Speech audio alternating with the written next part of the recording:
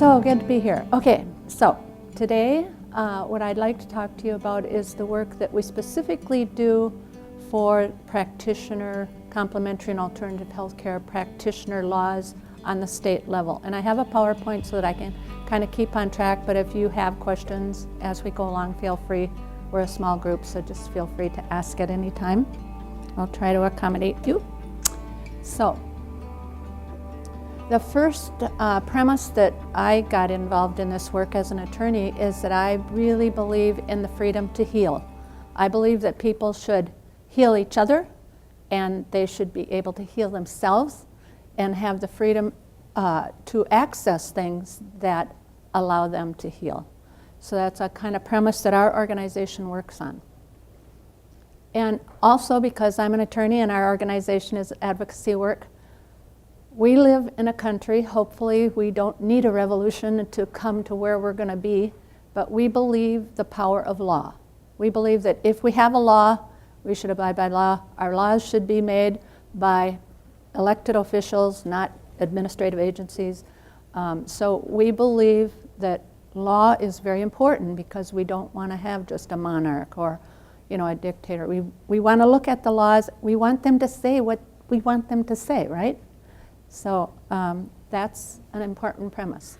So today I want to just discern the difference between state law and federal law. So we're going to be talking mostly about state law. State law is the duty of the state is to keep people safe. And generally speaking, federal law is about products going across state lines, public policy about products going across state lines. That's just a totally general statement because, of course, the federal government is involved in states and states are involved in federal. But generally speaking, the states are there that do the licensing laws for practitioners. The federal government will be talking about what products you have. So the question that you need to ask yourself, whether you're selling or whatever, are you helping someone with a health problem? And if you say yes to that, then this is an important lecture for you to be here with. So I say, on state law, are you helping someone with a health problem? And for federal law, are you selling and staying within what it says on the label of your product? Are you abiding by the product law, federal law? So, a number of years ago, 20 years ago almost, I was helping represent a farmer in Minnesota, and he was criminally charged with practicing medicine without a license, and he was giving colostrum to people on his farm from his dairy herd, and he got charged with practicing medicine without a license because so many people were getting well. And so, I'm like, what is the law? I mean, I'm like fresh out of law school. What is the law that could put somebody in jail? Because I was raised on a farm. I knew what colostrum was. We always gave colostrum to young moms. We shared it with the neighbors. If we had extra colostrum, we would always give it away because it was so valuable. So I was like, what is the law? So here I am, I'm 40-some years old. I'm in a legal case and somebody's getting shut down for doing what we used to do as kids. So that was the law that I found in Minnesota. If you are offering or undertaking to prevent or to diagnose, correct or treat in any manner or by any means, methods, devices, instrumentalities, any disease, illness, pain, wound, fracture, infirmity, deformity, or defect of any person, if you do not have a medical license, you go to jail. That's in almost every state, but I didn't know that. So when I saw this, I thought, well, how can you defend someone? I mean, sure, he was helping sick people. So it was hard to represent someone when you knew that there was really no defense to that law. So that's the law in Minnesota. So after this farmer, he cured former Congressman Berkeley Bedell. The case became quite popular, and in 3 years, we were in legal trials, and we got 2 hung juries because the jury didn't want to put an innocent farmer in jail. And then finally on the 3rd trial, We were going to go to a third trial, and the state withdrew all the charges. But we're walking away from the courthouse having, had the withdrawing of charges, and the books still had this law on. And I'm going, why is this book, why is this on the books? I was really quite upset about it. So I met with a number of Minnesota citizens, and Jerry was one of them, and we got together and we changed the law in Minnesota. And what we did is we didn't change the definition of the practice of medicine, because we want docs to be able to do whatever they can to heal people. But we did say there's an exception.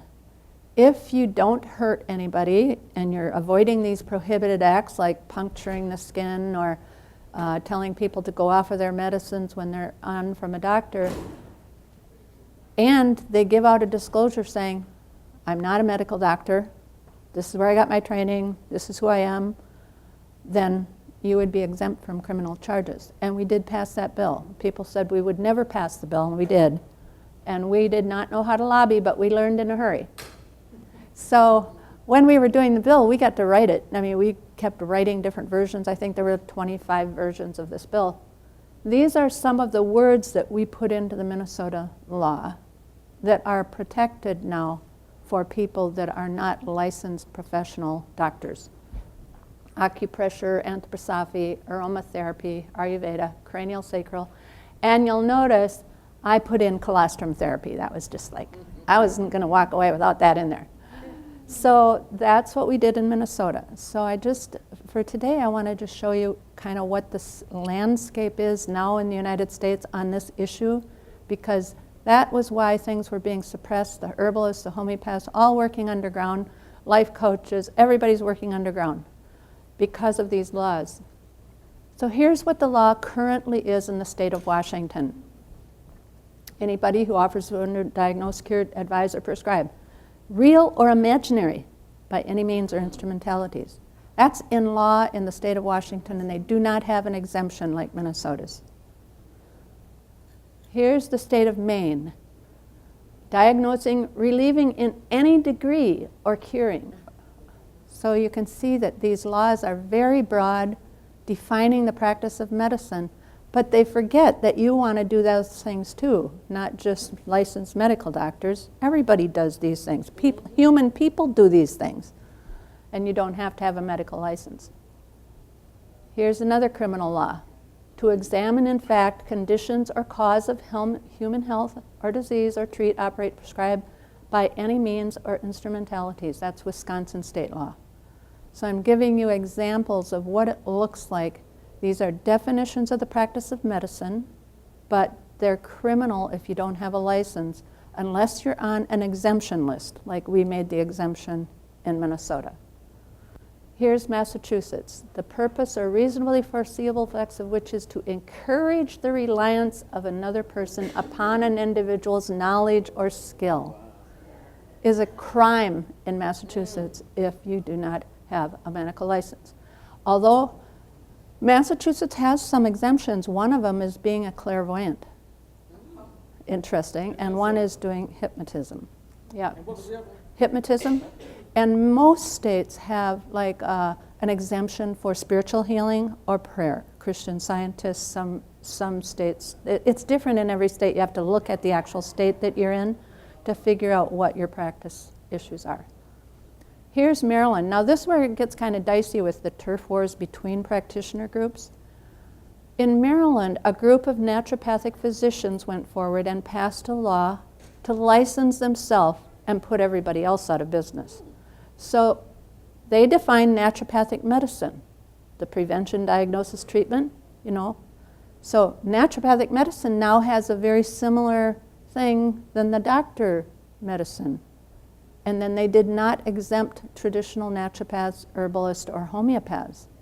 So all of the it's almost worse because they're called natural, but they don't allow the unlicensed people to practice in Maryland. It's a felony in Maryland. So it's been a very sad to see where some schools want to go and get licensed so that they can do more of what doctors do, but then they don't want the people that don't go to their schools to practice.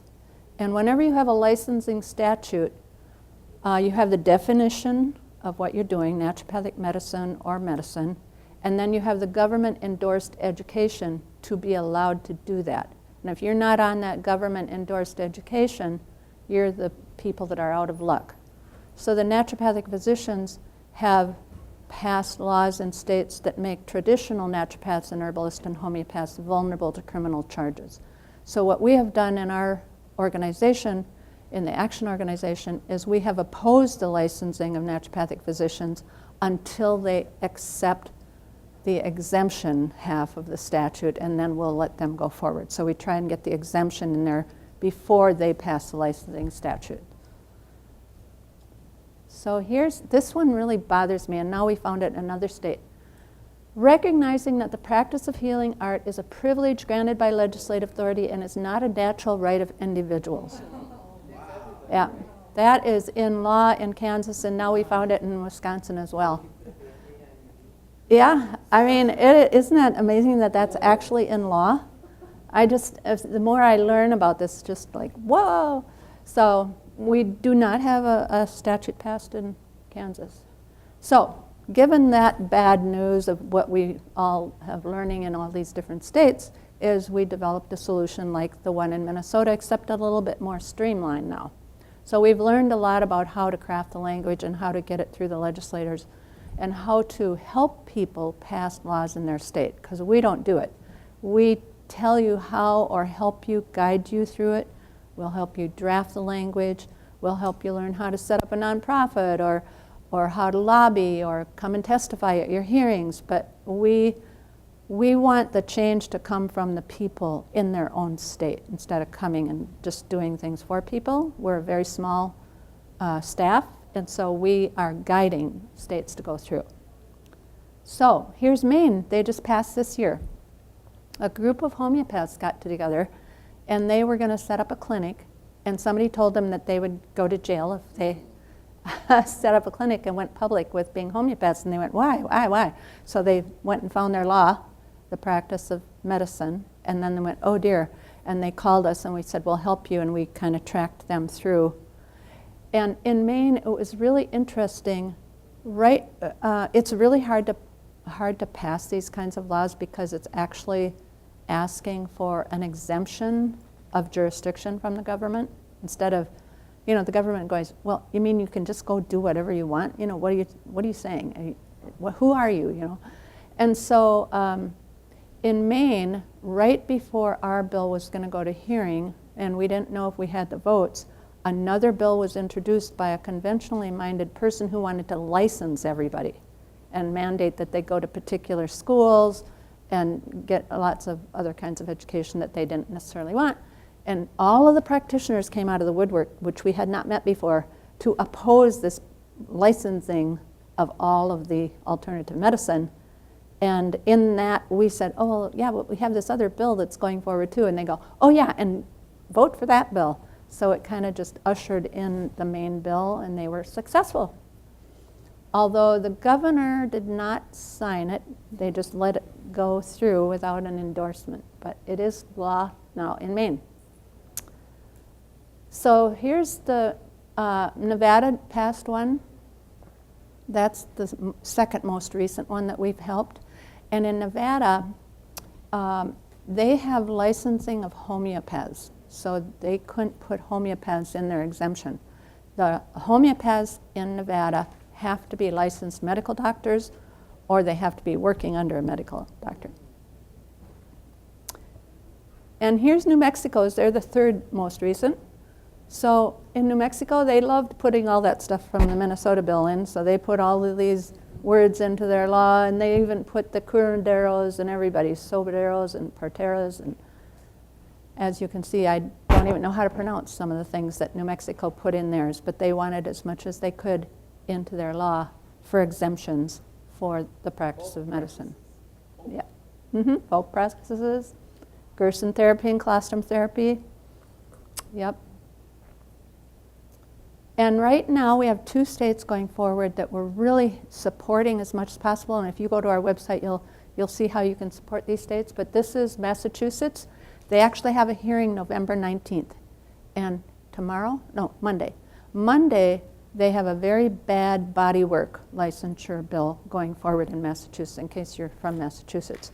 The Attorney General is supporting a very restrictive bodywork licensure that will make anybody that's doing any kind of bodywork of any kind, or healing touch, energy work, mandatory licensed with particular schools and national certifications and all kinds of stuff. So we're opposing the bodywork licensing in Massachusetts, and we're supporting these 2, which are the complementary and alternative exemption statutes. And this is Wisconsin, and we just learned that just got introduced last week. So hopefully these 2 states will be successful in the next 12 months making it through all of their legislative process. They first have to go to committee hearings in the House, committee hearings in the Senate, goes to the floor, and it goes to, the process of legislative is a long journey, but we got introduced in Wisconsin. So how to pass a bill in your state, like if this is something you're interested in your state, our staff is happy to talk to you about what it takes. We spend a lot of time on Zoom calls with people around the country and little groups around the country educating them.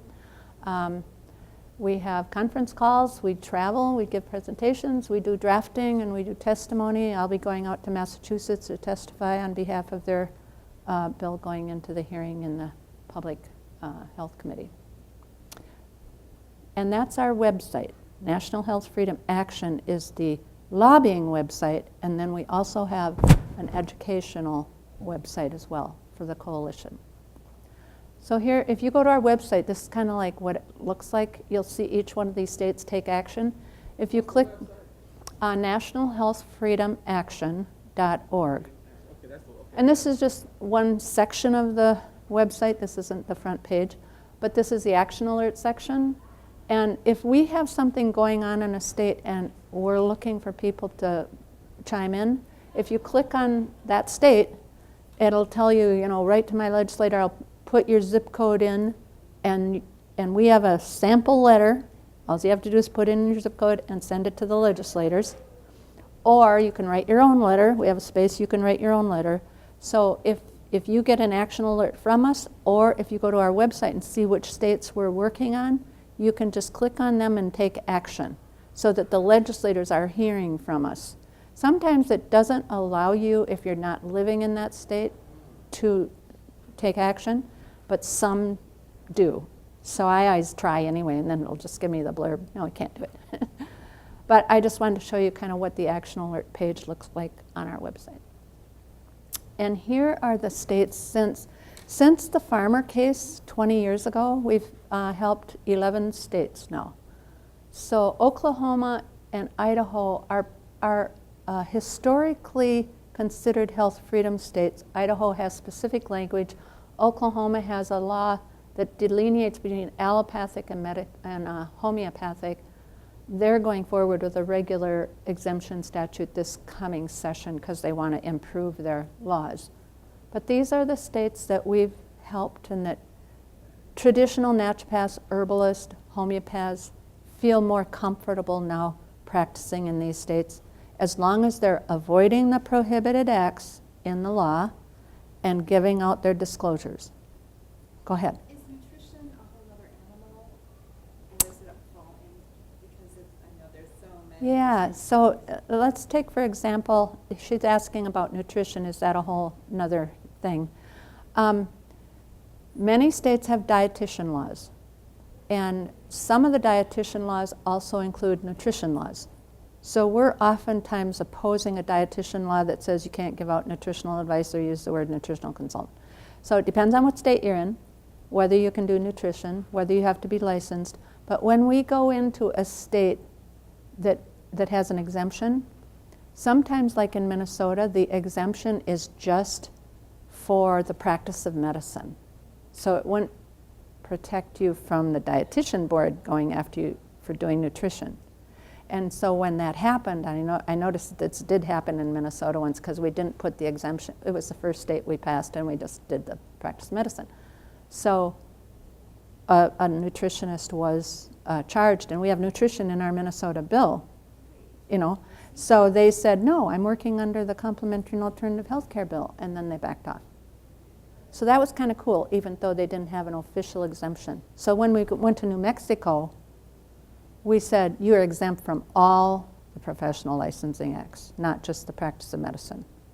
So if you're in a state where, like, let's see, New Mexico, Colorado, Nevada, and Maine all have exemptions from all the licensing acts. So that makes it more clear. But even if you didn't, you could argue that you're practicing under the statute and see what happens. Does that make sense? If that's in your state.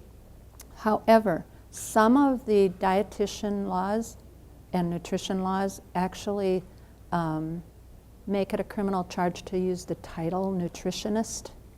So you might have to use nutritional consultant or, you know, something different than whatever the state is that you're in's exclusive title protection is. Like you can't use the word nurse, or you can't use the word chiropractor, you can't use the word nutritionist in some states.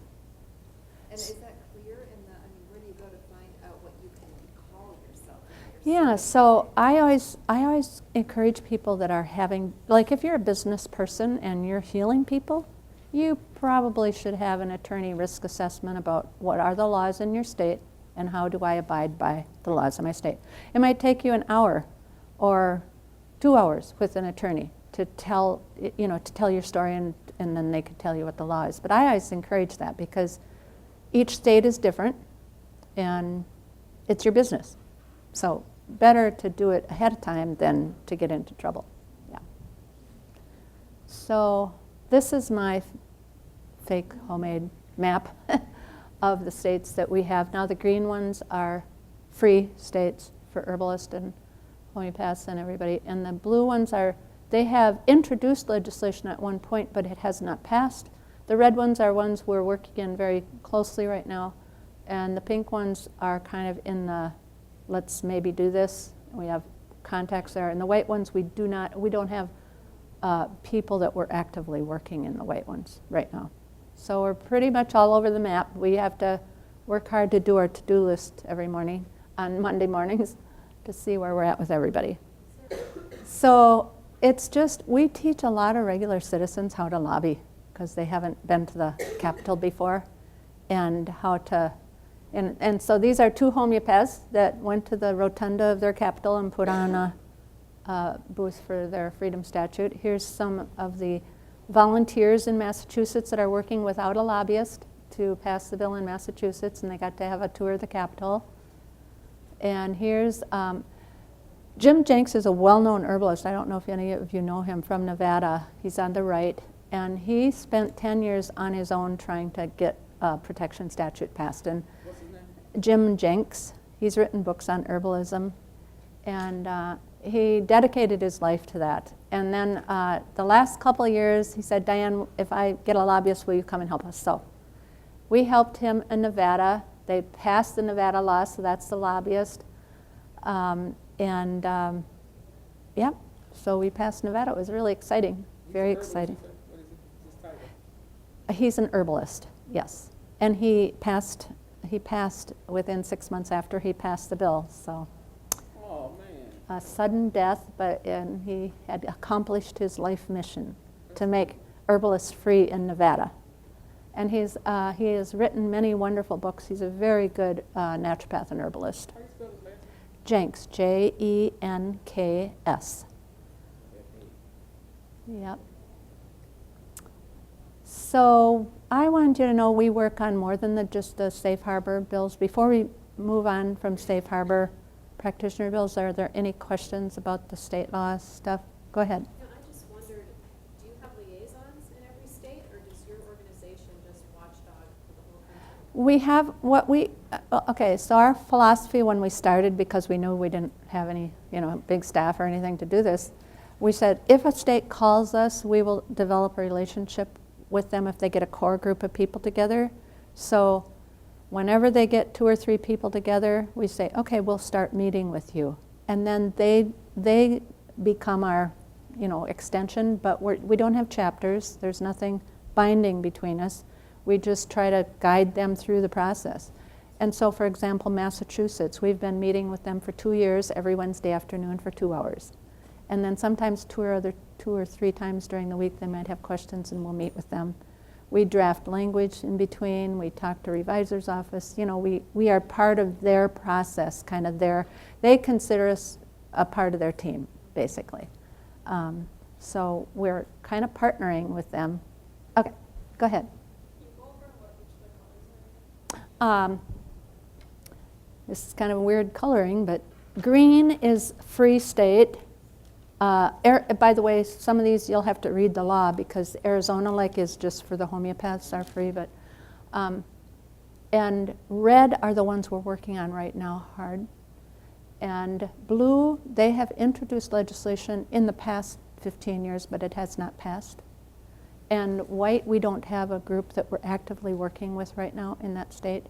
And then pink is we know people in that, and they're kind of in between, not sure if they're going forward or not.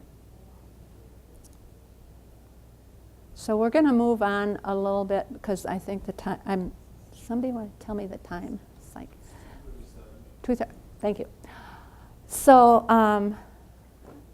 these are some of the other issues that our organization gets involved with. Just because we know how to put out action alerts and we know a lot of people around the country. And so Practitioner Rights is our number one, how we got started. But we do the vaccine exemption rights. So we really support parents having the freedom to make decisions as to whether their children get vaccines, and adults to have the freedom to make their choices about vaccines. We believe in GMO labeling. We actually don't really appreciate GMOs very much, but we believe in the freedom to know that you're ingesting them before you ingest them. Geoengineering, the climate, electromagnetic frequencies, the 5G stuff is very dangerous right now. Glyphosates, Roundup levels, and we've been tracking some of the cases that have come up with the glyphosates. And go ahead. So some of the hospitals around me are requiring all their volunteers, and some of the libraries are requiring all their people and stuff to have vaccinations in order to continue to work for volunteer there. What's the... Yes, so that would be an example of a private institution telling you, sorry, you can't work here, you can't be here, or government institution, library, that you have to get a vaccine. And what I always, most of the time recommend is go to the Capitol and make a law that says you cannot mandate that, an employee has to get a vaccine. So that you're making sure that your rights are protected, because they're basically bulldozing you, saying you're not able to work here, you're not able to volunteer here, you're not able to da-da-da. So they're trying to mass put out, it's a perpetual market for a pharmaceutical company using the government police power to instill that so that the perpetual markets continue. So it's like the merger of government and corporate entities, and that is fascism. And so part of the concepts that we started out with the exemption for the health freedom practitioner exemption, same thing. We see government saying, they take away your rights. We're going, no, you can't take away our rights. Protect this right. It's almost like we're working to protect things that we already should have the right to do. But they've been taken away by statute. And so, or they've been coerced, like you can't be employed, you can't be a volunteer. Yeah, they're not taking your right away to not get a vaccine, right? They're just saying you can't be employed. Or like in California, you can't go to school and you can't get daycare unless you get a vaccine. And so it's coercion, Right, so California, they got their religious exemption taken away. They got their personal belief exemption taken away. And they also had a bill passed in the last month to narrow the medical exemption so that hardly anybody with a medical condition can even get a medical exemption. So we're actually, our organization is working with a group called Coalition for California Health Coalition Advocacy, and one of their board members is here today with us, and they are going to try to broaden the medical exemption in California again. And she's sitting right over there behind this little camera, Dana. So she's a brave woman, and they've got a group, a board group, and they're trying to get organized and really bring the state together to broaden back that medical exemption.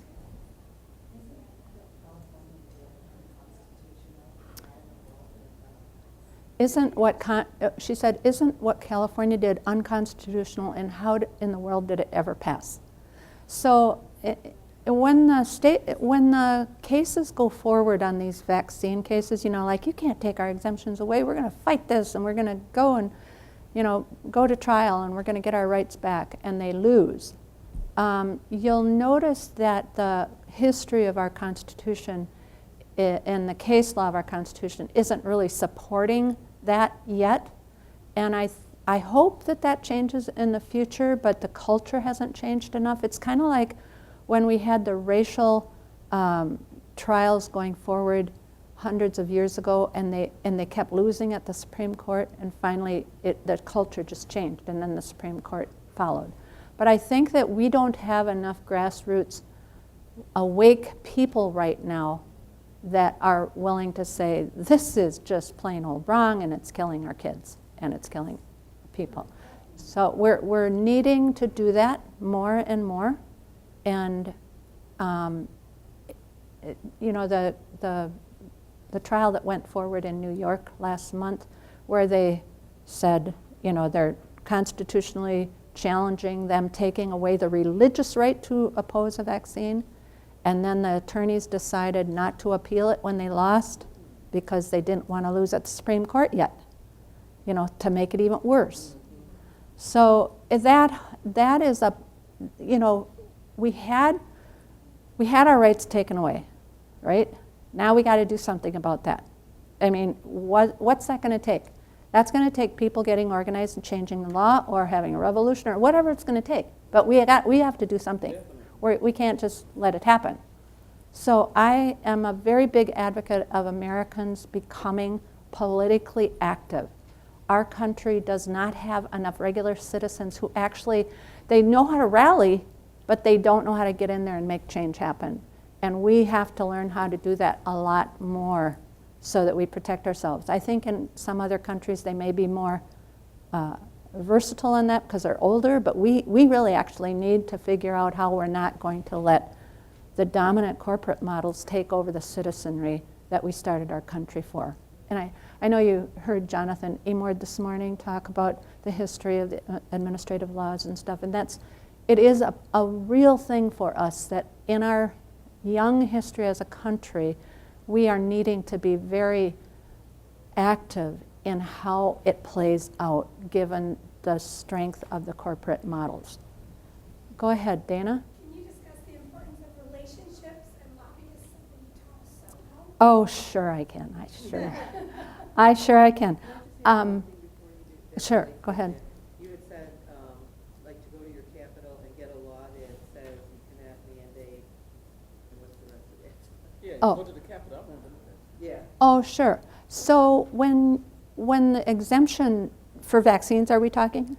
Yeah, I just wanted to. Yeah, you can't mandate that I get a vaccine instead of going to school, or instead of getting employed, or instead of getting daycare. It's like yeah, okay. So, yeah. Don't quote me on that, because that's not how I would word it if I was writing the law. Better than what I would. Just kidding. One question. Okay. I'm so sorry, it's nutrition related, but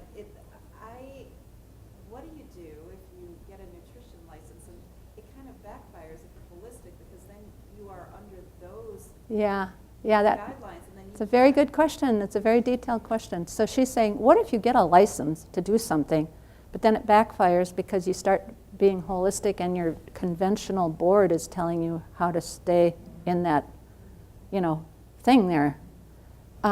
Well, in Minnesota, we had that very question come up when we drafted our safe harbor law. We had nurses that the nursing board would not allow to give out homeopathic remedies because they can't prescribe, right? And so we put in our law that if you're a nurse and you're licensed, you could go down the street and do alternative health unlicensed law as long as you didn't use the word nurse. You could tell people you had a nursing degree, but you couldn't tell them you were a registered nurse. So they couldn't use registered nurse or nurse, but they could, and it couldn't be in the same, you couldn't hold yourself out as a nurse and a homeopath at the same time. You had to somehow simply do it in two different locations. That's the best we could come up with at the Capitol. But then you're in trouble the other way. I mean, you're in trouble both ways. No, well, in Minnesota you're not, because you can practice as a registered nurse at your hospital or whatever, and you can practice your homeopathic practice on the side. But if you, right, if you don't have the safe harbor, then you've got the nutrition board telling you what's the parameters of which you have to practice within. Okay, so Dana was asking, talk a little bit about relationships and lobbyists. Before I answer that question, I'm just going to go to a couple more slides on the federal issues, because we have people here that are doing products. So we're going to move from the safe harbor to the federal issues of product law. So here's some of the issues that come up with product law. Homeopathic remedies. How many of you sell homeopathic remedies? Anybody? Okay. GMO labeling, vaccine mandates. We've talked about that. Dietary supplements. These are things that they have federal issues, and we get involved in these issues to try and solve the ability of people to do what they need to do. So just because we've just gone through the safe harbor practice of medicine, right? Now this is the definition of drug. Articles intended for use in diagnosis, cure, mitigation, treatment, or prevention of disease in men or animals other than food intended to affect the structure. Does that sound familiar? That sounds like the practice of medicine statute, right? That's exactly what happened. They put all this in place. If you use something, it used to be before the Dietary Supplement Act passed, if you used even water to help someone get better, it was considered a drug. It needed a $3 million drug approval. And so your concept of practice of medicine is the same as drug in the federal. So what we did in 1984, which I don't take credit for, but many of the people here have worked on that, is they put these three words here in this definition: other than food. Other than food. So we pulled food out of the drug definition and defined food and dietary supplements as food. So that's why you're able to sell dietary supplements now, those three words, and the whole Dietary Supplement Act was attached to it. Yeah. And that's federal. This is federal. So an article other than food intended to instruct is a drug, but food is not a drug anymore. So here's herbs are regulated as foods.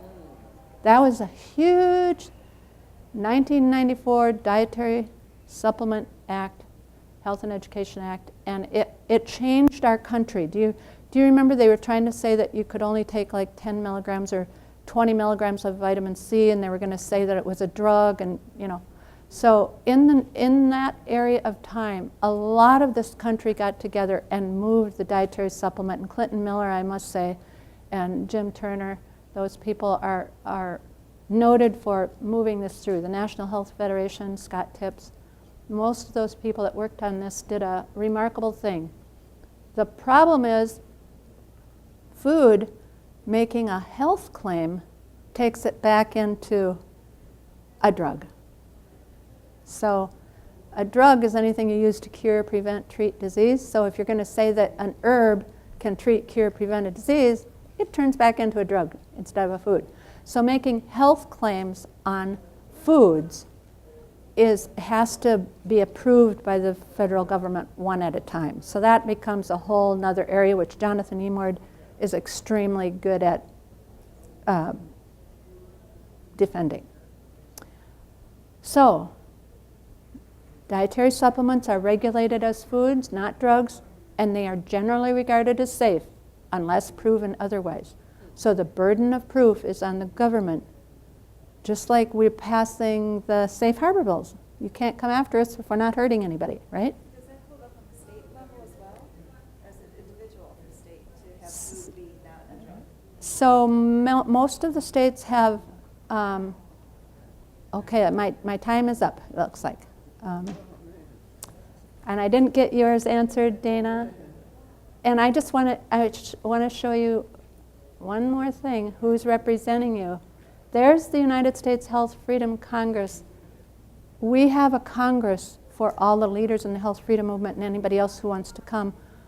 Most of the time, most every year, we've missed 2019, but we are trying to bring these leaders together to work together, like vaccines, 5G, GMOs, practitioner things, because they're all affecting our health.